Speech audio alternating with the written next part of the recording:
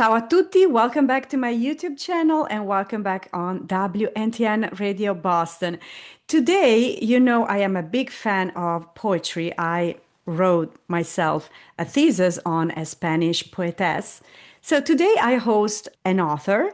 His name is Angel Anthony Cordero. He's from Mexico originally, and he is the author of The Life We Lead. So, Angel, what was the journey behind The Life We Lead? So the life we lead in many ways was a three-step journey.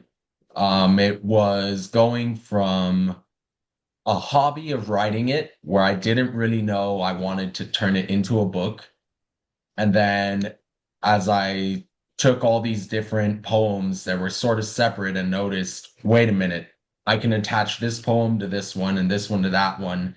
And I created all the sections of the life we lead. And that's when it became a book. And that's where the second phase began, where I asked myself, okay, I have a book. What do I call it? How do I structure everything? Am I looking for more of a novel view, an epic view, or just straight poems altogether? And then once I finished that, it reached the portion of, okay, I have a book, I have a finished draft product. I need a team. I need a group of people I trust to put my vision out there. And through my research, I was able to find my team at Milton and Hugo. And I met with a bunch of great people that, as I spoke with them, they understood my vision for the life we lead. I wanted it to be a companion style book, and their edits complemented what I was trying to achieve rather than changed it just to fit a popular narrative. So the journey behind the life we lead was a 3-year process of my growth as an author, from simply being a writer and doing it as a hobby and becoming someone that felt I need to put this work out there. Thank you. And which stories did you choose to omit from The Life We Lead and why you made the decision to do so? So as I mentioned, it was a growth as an author, and there were a few poems that as I wrote them and then I looked at them in the scope of the book, I said, this is where I was learning. This is where the work was very young, and I was young as I was producing it. And I'm still young, but in the sense of experience as a writer. And for example, there was in the Pillars section of The Life We Lead, there was another poem that I had titled City on a Hill. And as I read it, I noticed it didn't have the same weight behind it as the other works I had put in there. And then in Shades of Love, that section was originally planned to be 8 poems longer. But those 8 poems, as I read them, I noticed they don't belong here. These belong in their own section, maybe in a different book. And then I decided, okay, I have them in their own section, but this section is vastly separate from the rest of the work.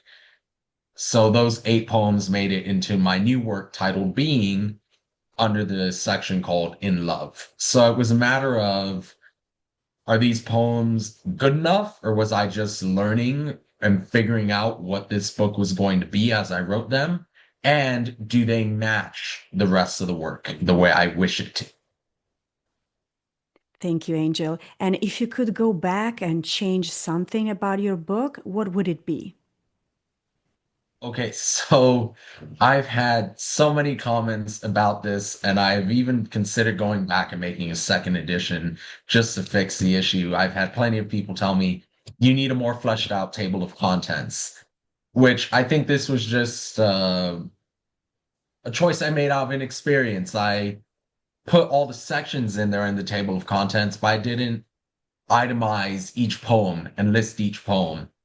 So that's one thing I would change for sure. But then the structure of the book, I would go back and I would probably remove a few of the mirror poems that I did and make them shorter and more to the point. The mirror poem worked in a way to get me writing, but now I recognize I may have overused that crutch.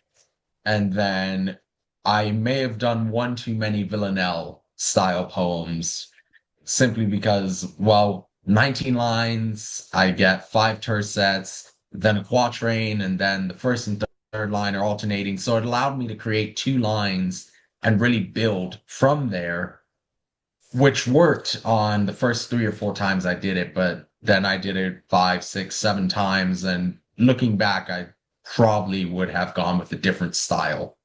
So while I wouldn't change the message of the life we lead in any way, I'm happy with the message I put out there. I would most definitely change the style in which I delivered a few of those messages. Absolutely. Thank you. And what are your top five works in the life we lead and why? So the top five works, it's very difficult to say, but I'm gonna have to go with Dove being one of them. Dove is extremely personal to me in that it was the poem that took me the longest to write. I wanted to make sure to nail it and get it down to point. So, of all the works in the book, Dove is the one I spent the most time with. The second one is in the Pillars section, which I have titled, sorry, I have the notes here. Give me a quick second. Oh, I did this. Oh, Let's Bring Cheers. Sorry. And Let's Bring Cheers is a favorite of mine. It actually follows that mirror section I had mentioned earlier, but for this one, it works. And it allows readers as they're going through it to answer to themselves. And I liked that interplay I created. And the next three, my favorites are easily in the I Knew Them Once series. Day one, day three, and then the finale. And the reason I like those three in that section in particular is day one of that series is the first time I introduced characters that really didn't have a face in my work.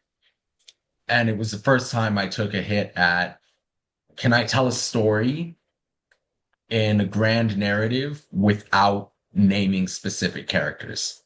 And then day three was the first time that I messed around with the idea of time and communicating with these characters and the beauty of it. And then the finale was just a poignant moment where I almost considered making that the finale of the book at one point because it's a completion of a story of two friends meeting each other over the course of 5 days.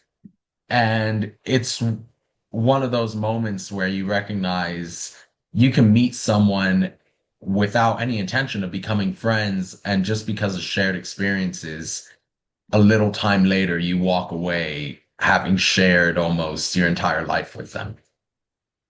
So those are my top five easily in the work. Awesome. And how do you propose our audience should approach the life we lead? So the life we lead is a companion.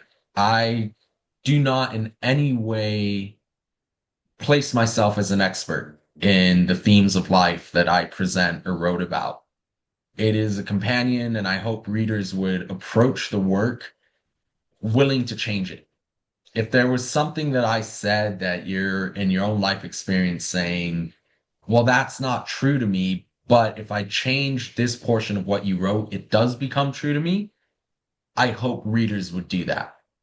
And I'm hoping that readers would pick it up and read it in one sitting in the same way that they read one poem today and come back to it 4 months later.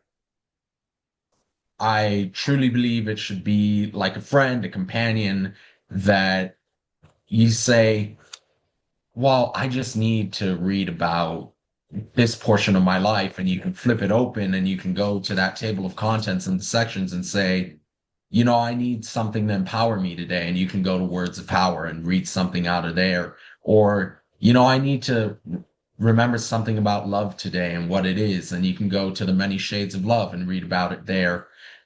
So I invite readers to treat the life we lead as a journey that they come along with me on, but it's also your own personal journey to change and adapt as you best see fit. Thank you. And last question for you. How much of the life we lead went on to be part of your next work, Being? So, as I mentioned earlier, those 8 poems that I had cut from The Life We Lead went on to become the section In Love, in Being. And then there's 2 other poems that I've titled Firestorm, which is Dove Part 2, and then Sometimes, which is Dove Part 3. And I actually open Being with a section called I Know Myself Now. So I open with nostalgia, which sets a preface for the entire book. And then I open with I Know Myself Now, day 1, day 2, day 3, day 4, and the finale in the same writing style with the same 2 people from the I Knew Them Once series in The Life We Lead. So immediately I'm signaling to readers, this is a continuation of The Life We Lead, not a separate book. You're going to meet and find new characters, new themes here, but you're also going to be able to revisit familiar friends. So I would say that Being is roughly, of the 50 poems, there's at least 15 that are direct continuations from The Life We Lead, and everything else is new and exciting, and I'm ecstatic to be able to share that with my readers.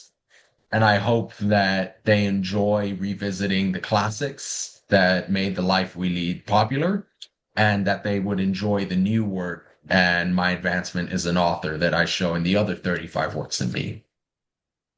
Thank you so much for joining us today on WNTN Radio Boston. Thank you for having me.